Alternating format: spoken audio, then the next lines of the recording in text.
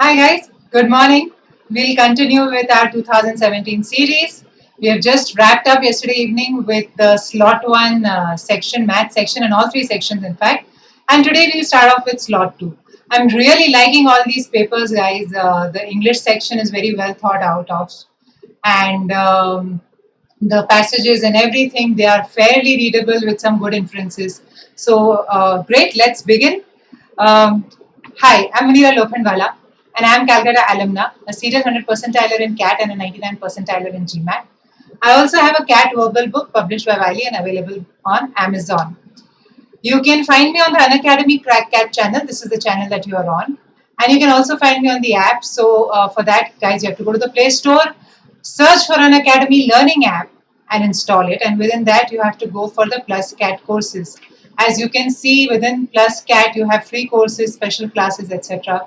So, there is a range of content available. There are a range of educators available, right? Across categories, guys, we have 1000 plus educators. So do not wait, subscribe. Which is a subscription to go for? We can talk towards the end of the session. आप Munira 10 code use कर सकते हैं to get 10% discount, right? Great. So we are going to start off with the verbal section, but before that, the puzzle that I gave you all yesterday evening. Not a very difficult one. You have symbols, right? It's a little like your cards. So you have the heart symbol, the triangle, right?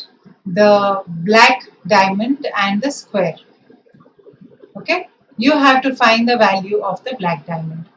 So it's like a series of equations. यहाँ पे for example 2 hearts plus 2 triangles is equal to 26, right? Or in this case 2 squares plus a heart plus a triangle is 33. So you need to start off where you can get a value easily, and that's here.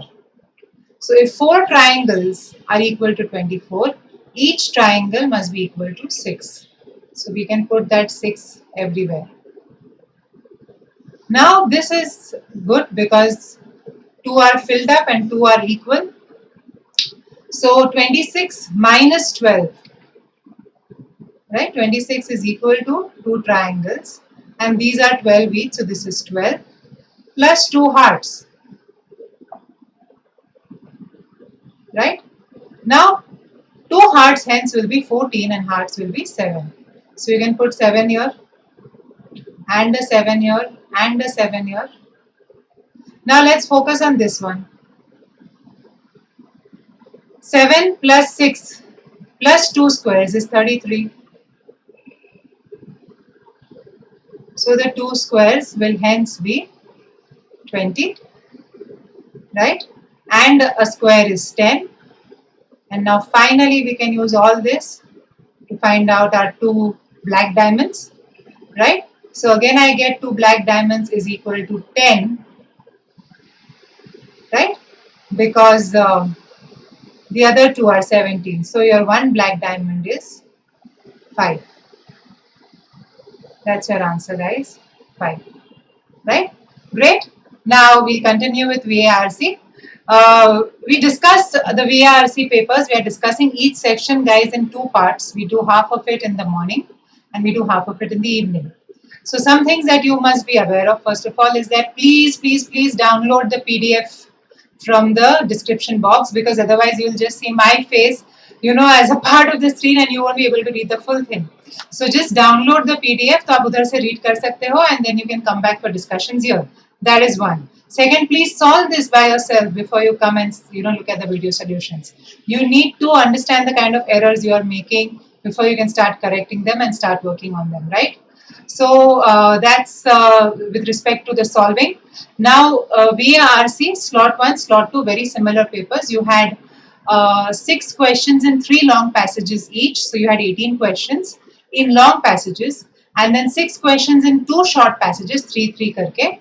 And then you had 3 summaries, 3 odd man out in terms of jumble paragraphs, and 4 jumble paragraphs, which were theta, right? So today in the morning session we are going to do 18 questions, which is 3 reading comprehensions, right?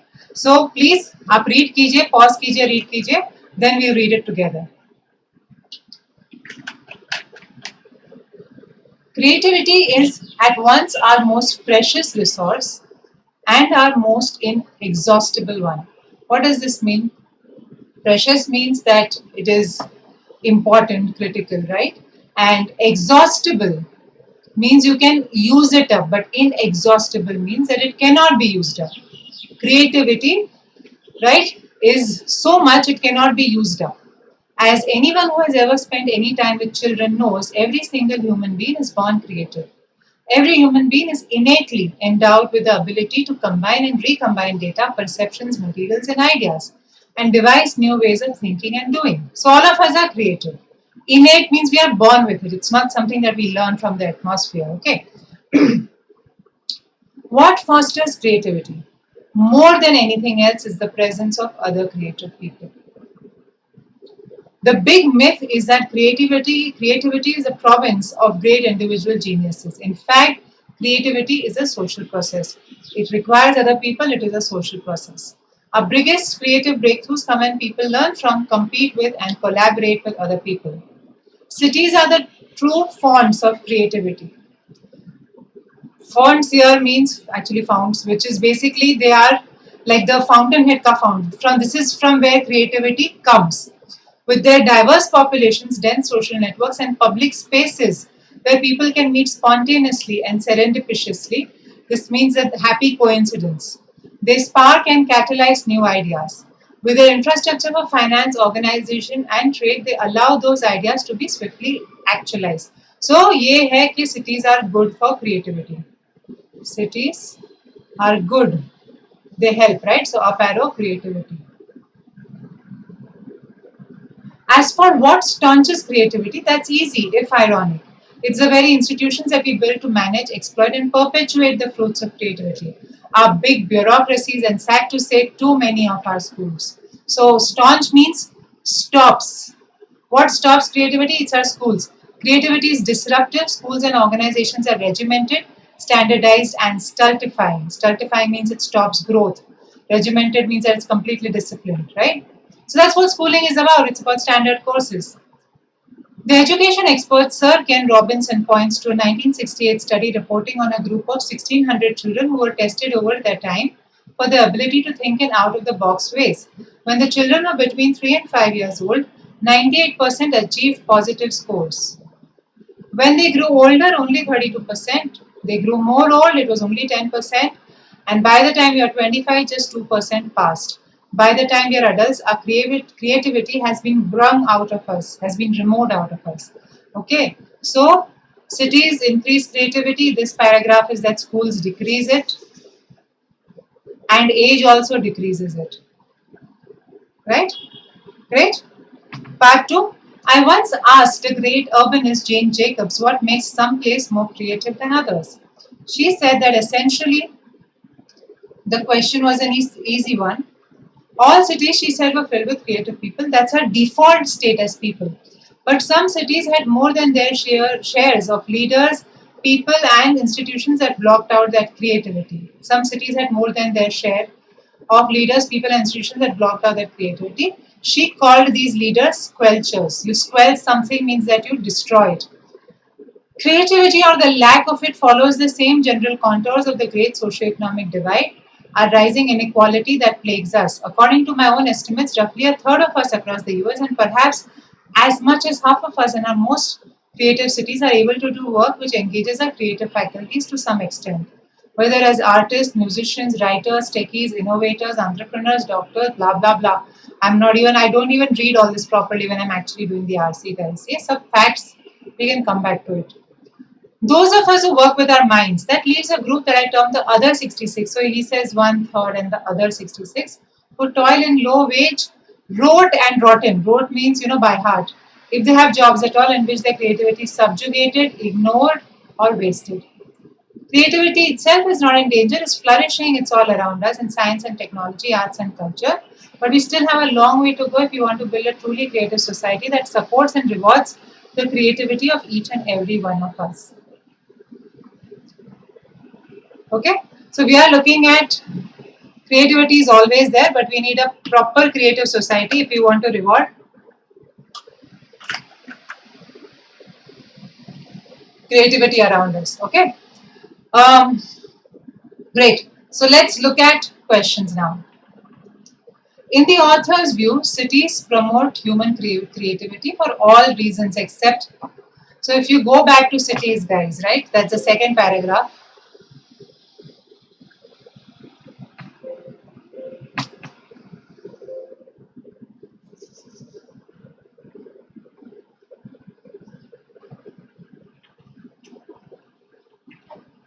Yeah. Cities are true fonts of creativity, right? With the diverse populations. So you have diverse populations, you have dense social networks and public spaces. These are the reasons why cities are more creative. Okay. So now if we look at options, they contain spaces. Yeah, that's true. That's written very clearly. So A is true. I need something false, right? Expose people to different and novel ideas because they are home to diverse people. ये भी clearly बोला गया है. There are diverse people, so this is also true. Provide financial and institutional networks. Yeah, they are saying that it will be actualized if you go back and check here, right? With their infrastructure for finance, organization, and trade, these ideas can be actualized. So C is also true. Cultural activities, that's not mentioned anywhere here. So D is what is incorrect, right? D is false, and that is your answer.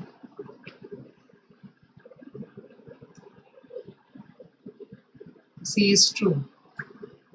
The author uses ironic in the third paragraph to point out that. So third paragraph is about schools decreasing creativity, right?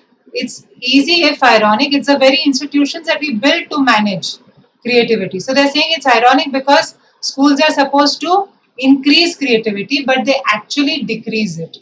That's very clear, guys. And if you look at options, people need social contact. No, we are talking about schools here, not about people, right? This is good that instead of promoting creativity, it is stifling it, it is cutting it short, right? So B is looking good. The larger the creative population का तो बात हुआ ही नहीं है पूरे इसमें, right? Large bureaucracies are the inevitable, so there is no connection of institutions with cities in the passage.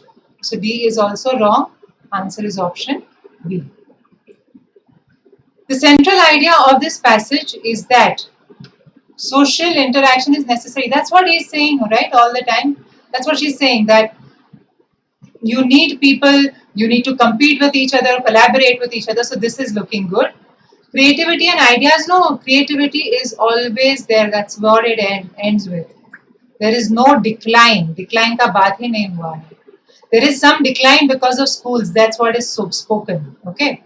Is widening in societies in line with socio-economic trends. What are economic trends? There's some inequality, true, but these socio-economic trends has not been mentioned, right? So C is also out. More people should work in jobs that engage their creative faculties. That's a general truth. It's not what the author is specifically trying to say. The author specific is very clear that you need social interaction, you need people to get creativity. So answer is option A. Great.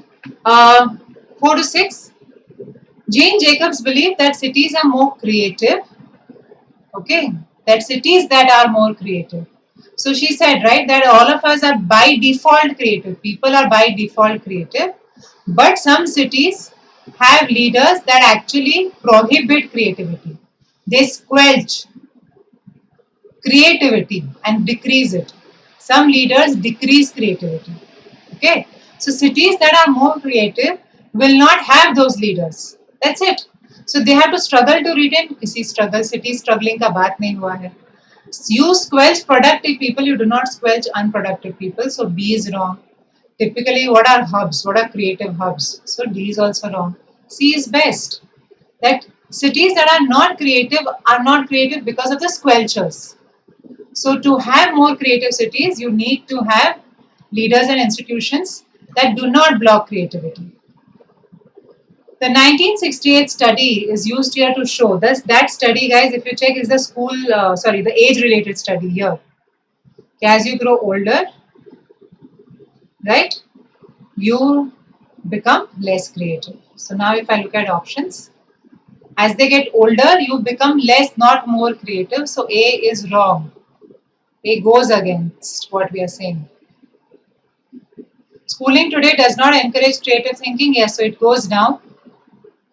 The more children learn, so this is a little what children are learning now because they are part of schools.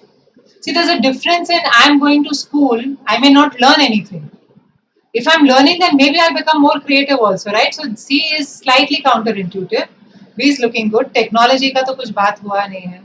This is our general information, right? So answer is option B. The author's conclusions about the most creative are based on his assumption that. So sixth para, if you see here, roughly a third of us engage our creative faculties because we work with our minds. So the author is saying that if you work with your minds, you are doing some creative work. Whereas if you do low wage jobs and you work with your hands, you are not doing creative work, right? So option A looks good. Because somewhere when you read this, you wonder, right? Because sculptors who work with their hands all the time, they are creative. So there is a slight flaw here in the reasoning. If while reading, if you see this flaw, then straight away you will be able to see the assumption. Guys, so assumption is a very critical reasoning question. How do you find assumption? You find assumption by finding कि ये इसमें क्या author ने flaw, what flaw is there, that flaw, if you can correct, will lead to the correct conclusion. And that flaw basically is what the author has assumed. So यहाँ पे भी the flaw is that just because you are working with your hands does not mean you are not creative. Right? So the author has assumed that when you work with your hands, you are not doing creative work. More than half of the population works in non-creative jobs. That the author is explicitly stating. What is explicitly stated is not an assumption. Assumption is something that the author makes in his or her head. So this is explicitly stated. Value, who should be valued का बात ही नहीं हुआ है for creativity. So C is wrong. Most cities ignore. We don't ignore the creativity, right?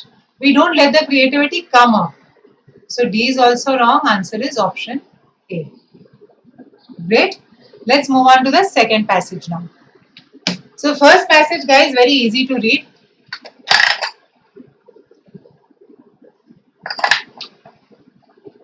This is slightly scientific. During the frigid season, it is often necessary to nestle under a blanket to try to stay warm. Frigid here is the cold season.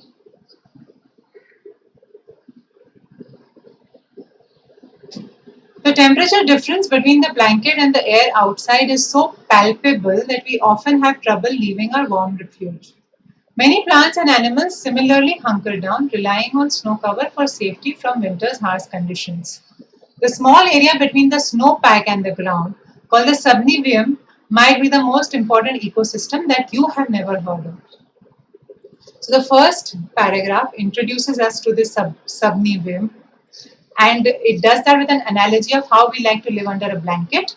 Some animals like to live under the snow cover to feel warm.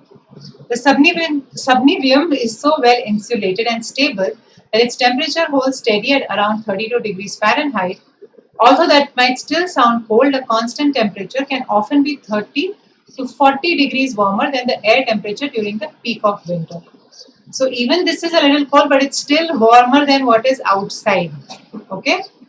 Because of this large, a wide variety depend for winter protection. So how does protection work? That's what this says, right?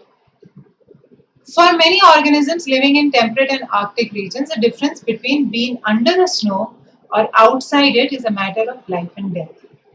So if you're under the snow, you live, you're outside it, you may die. Consequently, disruptions to the subniveum brought about by climate change will affect everything from population dynamics to nutrient cycling through the ecosystem. So subniveum should not be disrupted. The formation and stability of the subniveum requires more than a few flurries. Winter ecologists have suggested that 8 inches of snow is necessary to develop a stable layer of insulation. Depth is not the only factor, however, more accurately, the stability depends on the interaction between snow depth and snow density. Imagine being under a stack of blankets that are all flattened and pressed together. When compressed, the blankets essentially form only one layer, but if they're lightly placed on top of one another, their insulative capacity increases because the air pockets between them trap heat. जैसे हम रजाई बनाते हैं, right? Greater depths of low density snow are therefore better at insulating the ground. So you don't want high density snow. If you have high density snow, then you have one compact layer which gives less heat. If you have low density but a good depth, that's like blankets one on top of each other, and that gives greater heat. So you need a 8 feet depth, and you also need low density snow. High density means it's compact, okay? So this talks about the relationship between depth, density and heat. Depth, density and heat.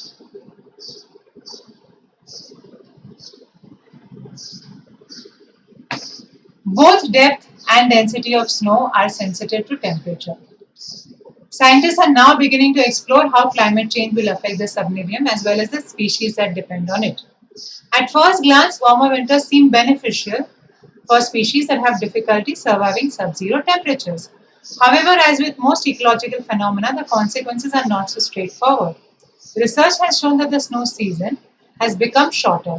When rain falls on snow, it increases the density and reduces its insulative capacity. So low density is better, तो ये high density हो जाता है. Therefore, even though winters are expected to become warmer, overall the subniveum will tend to be colder and more variable with less protection. So now this talks about how climate change affects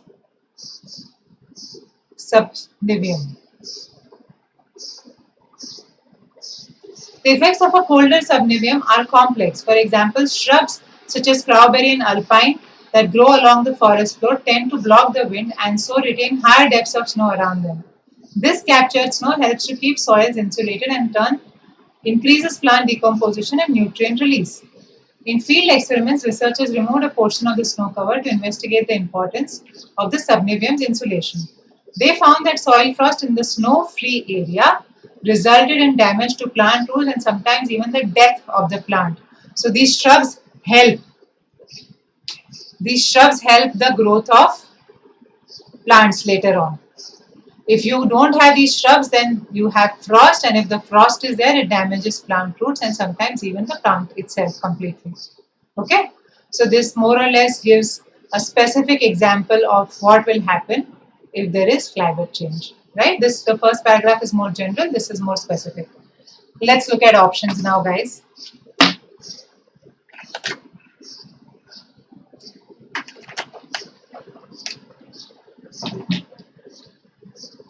What is the purpose of this passage?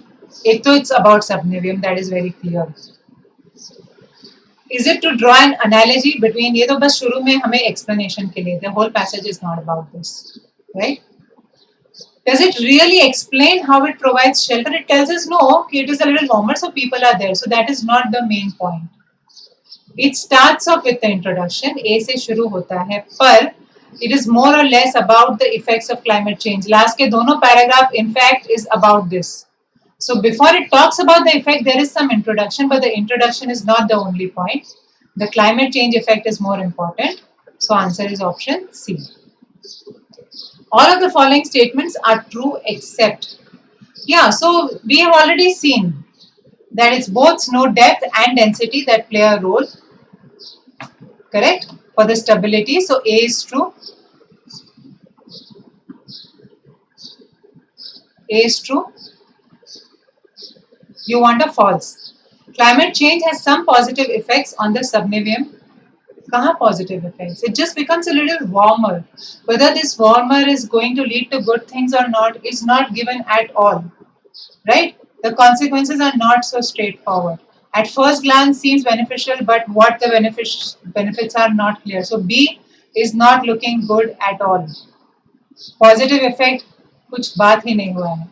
So we'll keep B. B is seeming more false. The subniveum maintains a steady temperature. This is given clearly. It's at 32 degrees Fahrenheit, which can be 30 to 40 degrees warmer. So C is true. Researchers have established the adverse effect of dwindling snow. ये भी हमने वो shrub and etc. soil frost के साथ क्या हुआ we saw. So D is also true. Answer is option B. Based on this extract, the author would support which one of the following actions? The use of snow machines in winter, perhaps. Okay, but snow cover वैसे भी 8 inches का हो रहा है. The author is more worried about density. The author is not worried about depth. So the 8 inches, right? Snow तो पड़ रहा है, but because of rain, it is becoming more dense. So A is wrong. Adding nutrients to the soil in winter. You can't add the nutrients in winter because it has snow cover. So C is a stupid option. You can add it in the summer before the snow cover comes in. Planting more shrubs in areas of short snow season. What is short snow season? Not mentioned. If you want long-term change, government has to curb climate change. This is what the author may agree with. Author is basically saying climate change is bad. Anything that can stop climate change hence is good, and B is doing that in a long-term sustained way. So answer is B. Right? Great. In paragraph 6, the author provides the examples to demonstrate that, right? So it just talks about how if you have these shrubs, they actually block the wind and there is higher depths. ये नहीं होते हैं तो there is soil frost, right? So first of all, despite several species survive, this is general. It has nothing to do with the shrub ka demonstration. Plant species that survive tend to be shrubs. Why are shrubs there? वो तो explanation दिया नहीं है passage में. So 2 is also wrong. Are abundant. No, we are just looking at a forest and what is happening in that. They are abundant, not abundant, we don't know. The stability depends on several factors, including even this. That's what it talks about, right? That your snow cover depends on a lot of things, including even the presence or absence of shrubs. So this talks about how there is a lot of interrelated factors. Okay. Which one of the following statements can be inferred from the passage? In an ecosystem, altering any one element has a ripple effect. This is given. Disruptions to the subniveum brought about by climate change here will affect everything. So there is, right, a lot of related things in the ecosystem that can be affected with a ripple effect. So A looks good. B, climate change affects temperate and Arctic regions more than equilateral or arid. Equilateral, arid ones में क्या हो रहा है? Equatorial. Sorry, not equilateral. Equatorial में क्या हो रहा है? No one knows. This is not mentioned at all. So B is wrong. Wool or goose down? Not mentioned. In fact, if anything, goose down, which is goose feathers, will be less compact. Right? So this is not mentioned. The loss, while tragic, will affect. So again, equatorial में क्या हो रहा है? We don't know. Only I cannot say. So best is option A. In paragraph 1, the author uses blankets to give us an analogy, right? Give garmi, how we like to be under a warm cover. So that is what C is talking about.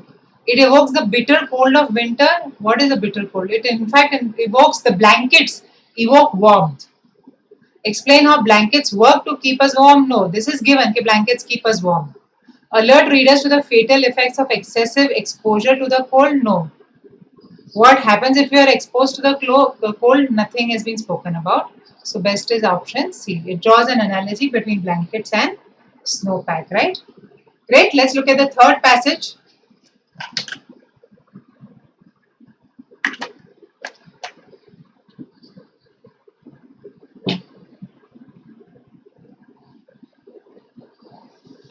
The end of the age of the internal combustion engine is in sight.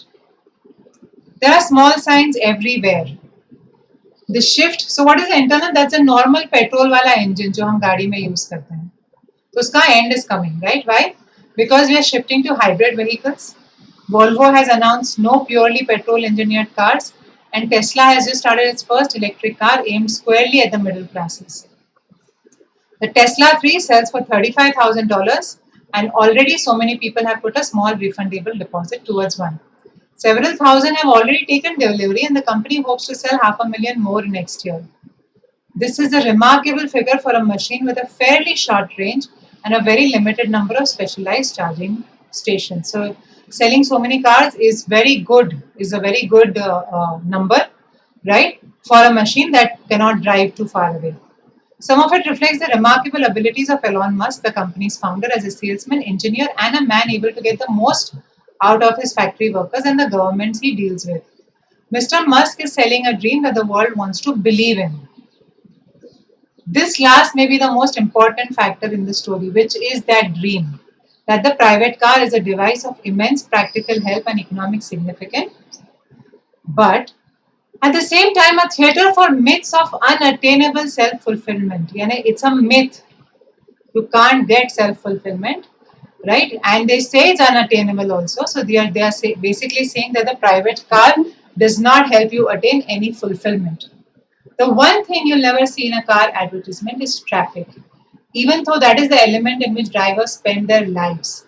Every single driver in a traffic jam is trying to escape from it, yet it is the inevitable consequence of mass car ownership. So people buy private cars to attain self fulfillment, right?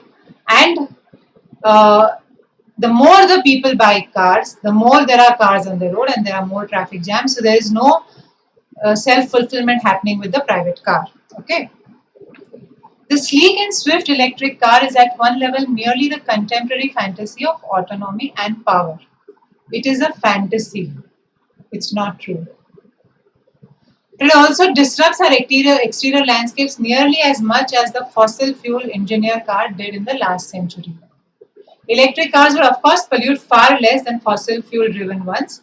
Instead of oil reserves, the rarest materials for batteries would make undeserving despots and their dynasties fantastically rich. So, पहले oil made people rich, now battery जिससे बनता है, that will make people rich. Petrol stations would disappear. The air in cities would once more be breathable and their streets as quiet as those of Venice. This isn't an unmixed good. Cars that were as silent as bicycles would still be as dangerous as they are now to anyone they hit without audible warning. So there is a lot of good, but there is this problem is still there. The negatives are still there. The dream goes further than that. The electric cars of the future will be so thoroughly equipped with sensors and reaction mechanisms that they will never hit anyone. Just as brakes don't let you skid today, the steering wheel of tomorrow will swerve you away from danger before you have even noticed it. This is where the fantasy of autonomy comes full circle. The logical outcome of cars which need no driver is that they will become cars which need no owner either. Instead, they will work as taxis do, summoned at will, but only for the journeys we actually need. This is the future towards which Uber is working. The ultimate development of the private car will be to reinvent public transport. All cars are publicly owned. No cars are owned privately because you don't need a driver, so why have an owner?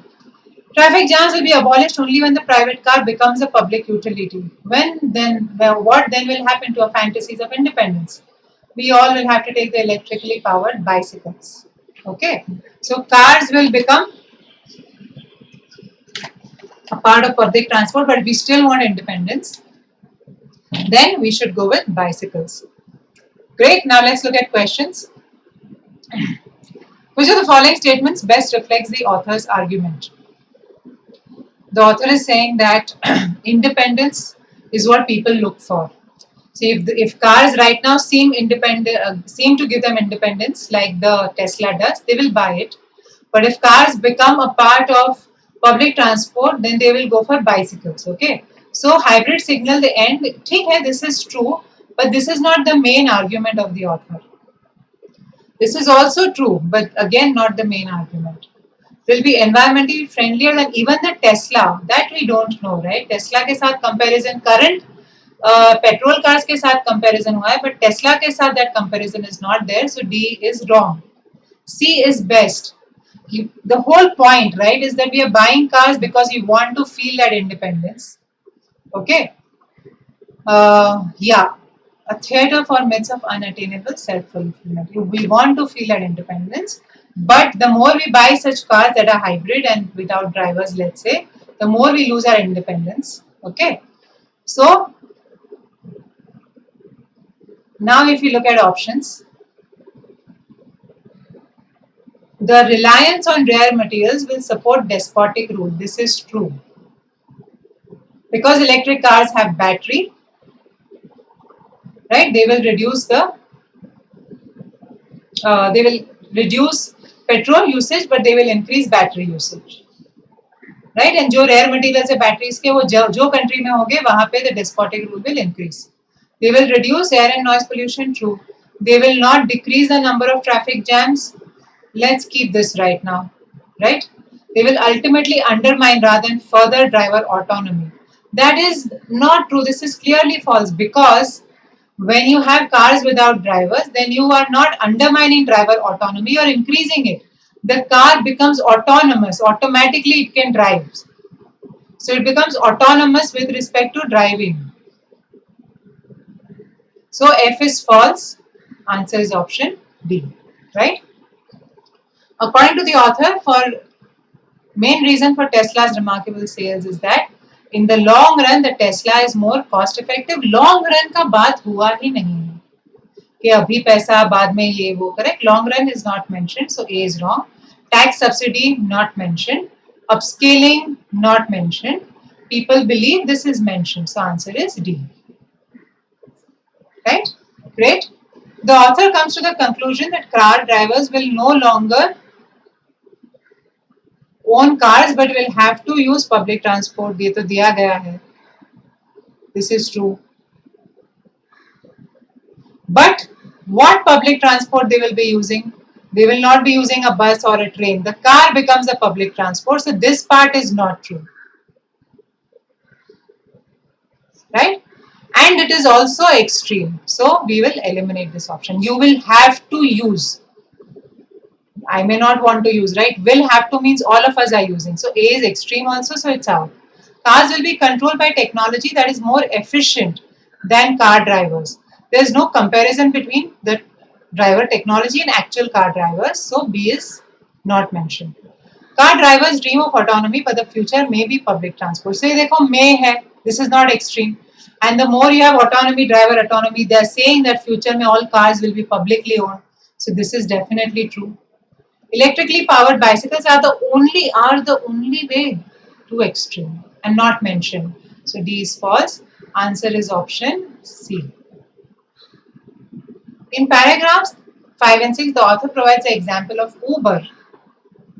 These two, right? To show that there will be driverless cars, people will not own cars, and then cars will become a form of public transport. Electric cars will be equipped with mechanisms that prevent collisions. Yeah, but that is not what the author's main point is. This is given as a premise. This is not the main point. This is not the argument. So A is right. We'll keep it right now, but it is not the argument. In the future, traffic jams will not exist. This is too extreme.